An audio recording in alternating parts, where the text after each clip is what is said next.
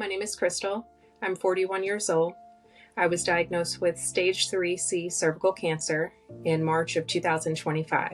I'm from Fayetteville, North Carolina. I am a mom to 3 beautiful children. I am a nurse who is passionate about geriatrics and long-term care. I've worked mostly in the nursing home, and it's definitely my life's work. We've been to several baseball games this year. That was my treat to myself during treatment. We love to go out, be outside in the sunshine, experiencing different things. I did not start out in the medical profession. I started out in my parents' business. They owned a flooring business. I became a mom, and then my mother was diagnosed with breast cancer. She passed away at 43. She lost that battle. And I did not know how to help her. I felt useless and hopeless, and I was very worried. My father called me and was trying to, kind of explain things, and he's not medical either. And so I just felt this calling. My spirit just felt pulled to medicine, and I never wanted to be in the dark again. My first red flag was, and it was something that kind of incrementally increased over the course of about 3 years, but that was pain during intimacy. At first, it was just kind of positional, and then it kind of led to some bleeding, and then it got to being, almost full menstrual blood. And so that was very concerning, aside from the fact that it was very painful. I began to have kind of irregular periods where I might have a full period every 2 weeks and then may go, 6 weeks without one. My hormones were just all over the place. And then I was exhausted. And I'm a nurse, so I understand, like, we all have those things that wear us out, but I was more exhausted than usual. I also began to have pain in my left groin area, almost like where your lymph node is. It began to get very swollen and painful. But at the time, I wrote it off because of shingles. I actually experienced shingles every so often. So I thought maybe it was something to do with that. And it wasn't until I experienced or felt a knot in my left armpit one morning in the shower. It was a Friday morning, and I remember going to work and then casually mentioning it to a coworker, and she was like, "You should probably get that checked." I had been seen by a gynecologist here locally. He is great, fabulous guy, but his treatment method, after he found I had an abnormal pap. And this was about 3 years ago, like I said. And then he wanted to do a colposcopy. So we did that. Then he scheduled another LEEP procedure about a year later. And I said, no, absolutely not. I could not even think about confirming that appointment. It made me nauseous. So fast forward to, I've not gone to any appointments for about a year and a half. And that's when I went into a gynecologist to talk to them about the lump under my arm. And that's when she said, we need to do a pap smear. I don't even have a PCP. Okay. To this day, I still don't. I've had cancer, but I don't have like a regular routine doctor that I go see and get meds from. So she was talking to me both as a PCP, as a woman, and as the gynecologist that was like, hey, we really need to check this out. So she said, why didn't you have the LEEP procedure? Why didn't you want to have the colposcopy? Why not? And she really got to the root of it, which was my fear, because it's painful. I have an immediate reaction to epinephrine, which is commonly used to control the bleeding. It makes me feel like I'm going to have an absolute heart attack. So it's not, all of it is bad for me. And she said, well, why don't we do this? I'll do a regular little pap smear in the office, no pain, no problem, which I agreed to. And then she said, I'm going to see what the results are. And if they're abnormal, like we suspect that they might be, I will schedule you for a cold knife cone biopsy in the OR. That way you can be put under general anesthesia. You won't feel a thing.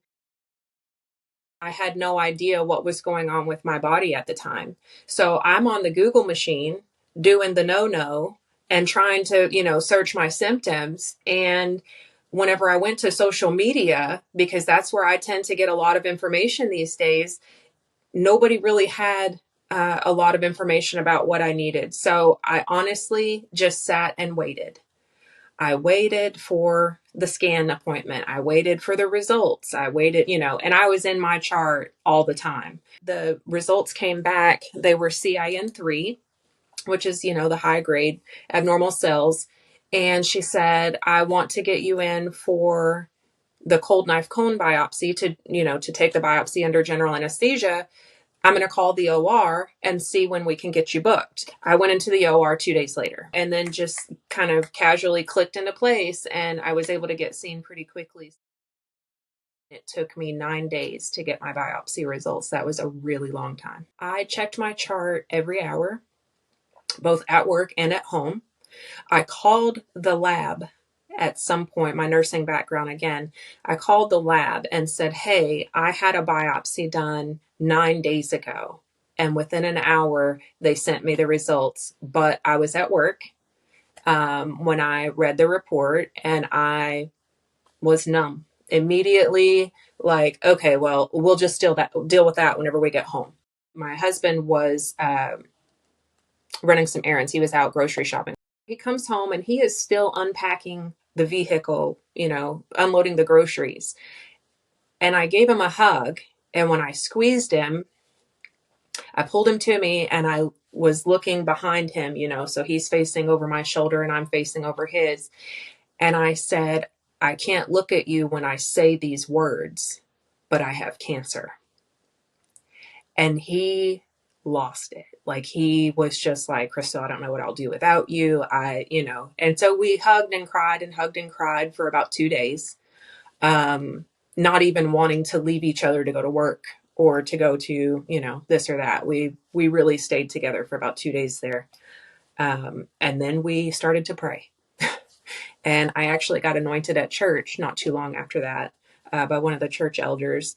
And I'm not here to tell you that it did or didn't work but I certainly felt support from the community. My friends started to come out of the woodwork. Old colleagues that I had not talked to in years routinely check on me. I asked my doctor what her recommendation was. Well, she was part of a network, and I went to, it was a university hospital, which turned out to be a great thing for me, the patient, because they inundated me with resources. They have somebody to help you with everything. And then they had lots of educational materials, which I really found helpful. They made me like a whole binder of phone numbers and, different materials that I would need during my treatment. So that's kind of what led me to where I ended up going. And then it just seemed like every time I talked to another doctor, I would mention it to somebody and they'd say, oh, he's great. Dr. So-and-so is wonderful. You've got the best doctor. I just felt really comfortable. And again, I've worked in healthcare, so you kind of know, like, this doctor is very personable. Their bedside manner is wonderful. They've answered all of my questions. They've treated me well, And so that's kind of, I have zero complaints about any of the people who provided my care. But I had a complication, and the doctor who had to see me for the complication was new to me. I was new to her. And she had a heart-to-heart conversation with me one evening, late one night. She stayed late to take my case. And she said, if it comes back that the cancer is in more than one place, we're not going to do a hysterectomy, because I don't want to get in there. Because my first question is, how soon can we get it out? Can we go in there and just remove all of it? I'm done with with my uterus anyway. Just go ahead and do a hysterectomy. I'm fine for that. And she said, actually, if we get in there, the tumor could be adhered to your bladder. It could be adhered to your kidneys. You could come out of there with a new appliance, like a colostomy or something like that. She said, I really don't want to go in there and stir it up. So what we're going to do is 28 days of external radiation, 6 to 7 chemotherapy appointments, and then 4 brachytherapy or high-dose radiation treatments at the end of therapy. I was in the office with another nurse, and he was going over my patient instructions for external radiation. And that's when I started to realize how serious this was. He mentioned the side effects, and then he was talking about the team and the fact that the team included so many people, but the one that got me was the physicist, the nuclear physicist. That's when I realized I had cancer. That's when it hit me. And it was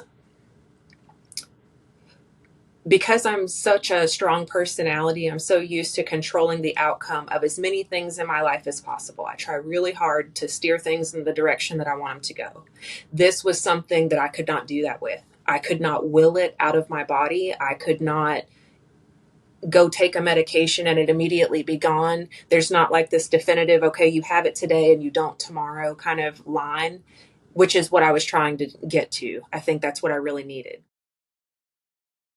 My husband is also a cancer survivor. He had testicular cancer when we first met, actually. So he had a lot of advice as far as chemo because he did chemotherapy. And so we were talking about things.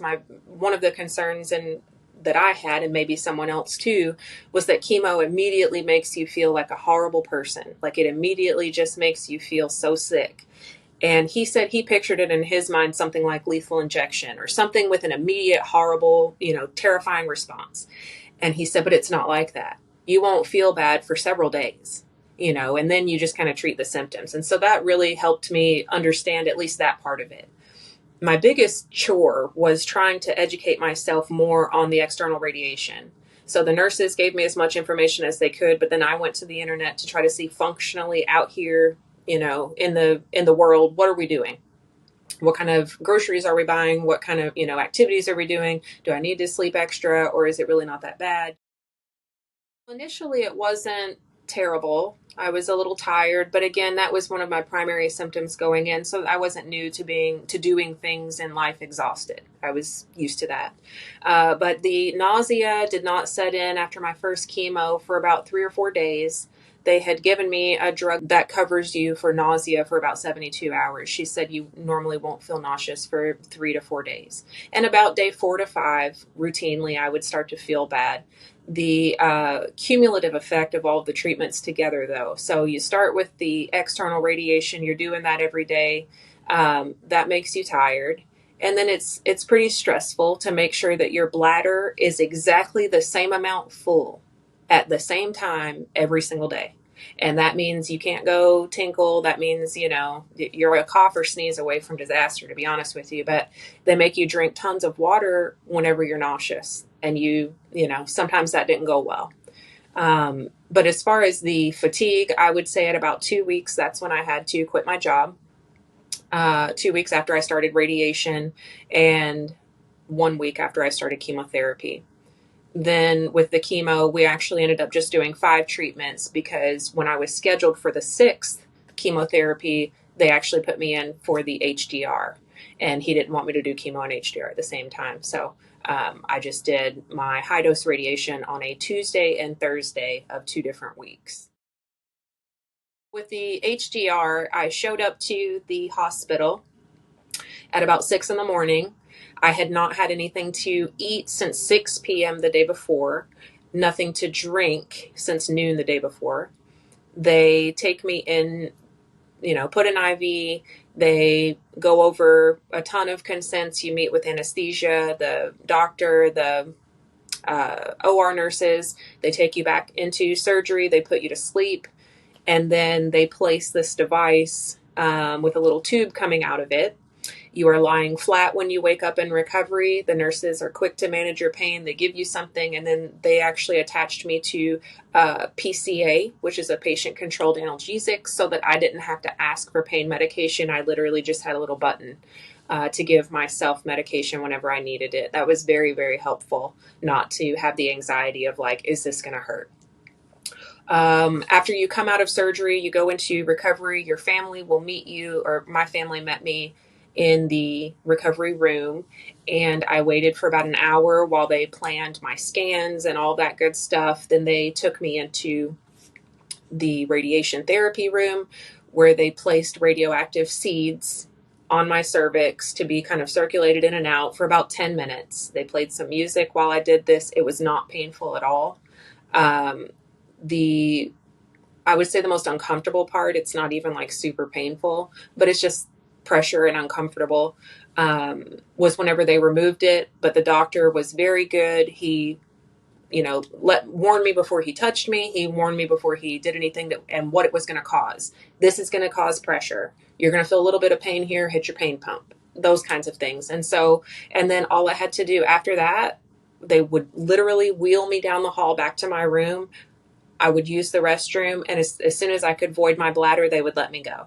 And I just did that 4 times. The biggest thing with that was just making sure that I followed the diet, regulations. They wanted me, or recommendations. They wanted me to stay clear liquids only after 6 p.m. the day before, which was a nightmare because I eat late dinner. So I felt like I was starving by the next day when I got out. The doctor did the initial cold knife cone biopsy. And when she did that, it was positive at 19 out of 20 margins. So the cancer had spread beyond just this little sample that they took. So then she took me in. I had some hemorrhaging going on, and they had to take me into the OR to stop it. But she also did another biopsy then because she wanted to get the rest of it. So she went in and took out another big chunk, and there was less of the cassettes. I don't remember how many, but there was less cancer in that tumor, thankfully. They scheduled me for my PET scan. And while I was waiting for the PET scan, the pathology came back on the tumor that said it was PALB2 positive, which is hereditary. My mother, who passed away from breast cancer, and her mother, who passed away from breast cancer, PALB2 positive. They did the genetic testing, and then they also found that there was extensive lymphovascular invasion in my tissue on my cervix. We go to a PET scan. They shoot you with a radioactive tracer in an IV. Other than that, it's painless. And then they scan your body. You get results a few days later. The doctor read my results with the radiologist, and she said it's spread to your pelvic lymph nodes. You have stage 3 cancer. And my brain just said, no, I'm too young for that. My brain said, no, you've got something wrong. There's no way it could be stage 3. It felt like I need my mom. It was an immediate, and I don't have many of those moments because I've been grown with kids for a long time and I've not had my mother for 17 years, but that was a moment where I just needed a woman older than me who knew more than me, who knew that it was going to be okay to just wrap me up and hold me. That's what I needed. And there was a nurse there that day, and I don't know how she knew. She didn't say anything. She just walked up to me in her cute periwinkle colored scrubs, and she squeezed me as tight as she could, so much so that I left makeup on her shirt. And I needed that. And I told her, I said, you have no idea how much that was needed. I needed that so much. But it was just like a gut punch. Like this is wrong. Something's wrong. Where's my mom? She'll know, like tell mom to figure this out because this is all wrong. My biggest concern was, how am I going to be able to function? How am I going to be able to, my husband has to work. I'm supposed to be working. We have a young child in the house, and then I found out that I had a grandson on the way, and I was just like, I don't have time for this. And then I thought, okay, well, just chip away at it, and then by the end of the summer, you'll be done with it. Because I found a lump under my arm first, I went into my mammogram hyperventilating because I thought that my cervical cancer was a metastasis of breast cancer. I thought that it started up here. And so I went in for a diagnostic mammogram, and that just happened to be the day that I was hemorrhaging. So I was having a complication. I was bleeding down my legs, and I mean with a full diaper pad on. It was so much, like I said, they took me into the OR and that was a whole thing. But I nearly bled to death. And I thought, I have breast cancer and this is the end. And then my brain started thinking of all the things that if I were going to die, that I would do or not do. And I started to do those things. I said, if you want to own a library, go buy those books. And I started hoarding books. And then I decided that if I wanted to go watch baseball, I was going to go watch baseball because I didn't know when I'd be able to again. I thought I was really, truly not going to make it. I thought, well, you better make the most of the time you have, sweetheart, because it's almost the end. And so whenever I found out that my mammogram was negative, I was in shock. I thought, well, as much as I was in denial about the cancer itself, I can't believe how hard it is for me to accept a negative, mammogram, but it really was. I was very worried at first. And so the doctor actually ended up doing an ultrasound of the lump under my arm. And she said, it's nothing. It was because I had recently lost some weight. I am trying to fill my plate again. So I have started working with some cervical cancer warriors, survivors. I message several girls routinely. One of the people that I've met on the internet has volunteered to co-host a cervical cancer retreat of sorts in her state of Oregon next year. And so she's actively in treatment right now. She's still finishing that up. And so whenever she's done with that, we're going to hit the gas and move forward on getting together with other ladies, just because it's a lonely disease. It's lonely to be treated for this disease. And so we want to have some camaraderie and meet with other girls and just discuss, and vent and cry and hug and have lifelong friendships from it. So we've got that coming up. And then I have become much more vocal on social media as of late. And I am working with several organizations to try to change some things in long-term care. That field is a passion of mine, and those residents mean more to me than life itself. So I am serving that community actively, and I have some job opportunities that have come along the way or come up as a result of that. So I'm very excited about the future. Focusing on my family, making it the healthiest it can be. Cancer is hard on your family. Trying to catch up with my husband and compare notes after the fact. He was very worried. It affected him in subconscious ways and more obvious ways. And speaking with him afterward, I did not realize how unwell he was. He just would not bother me at the time, or he thought that it would be a burden to me to discuss it. It's weird whenever you're worried about how your disease is going to affect someone else. And then whenever you see it happen, you feel responsible in a way, but then you also, that's what life is. That's what my husband signed up for. That's what I signed up for. So we just got through it. I'm so happy to be on the mend. I'm so happy to feel well. I feel better than I have in years.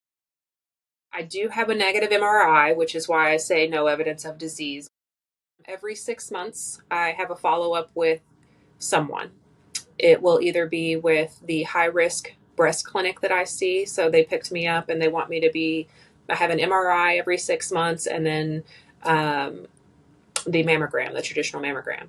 And then the doctor wants me to come in about every 6 months, the gynecologist, to have a pap smear, be seen, do some labs. I'm doing something every 6 months.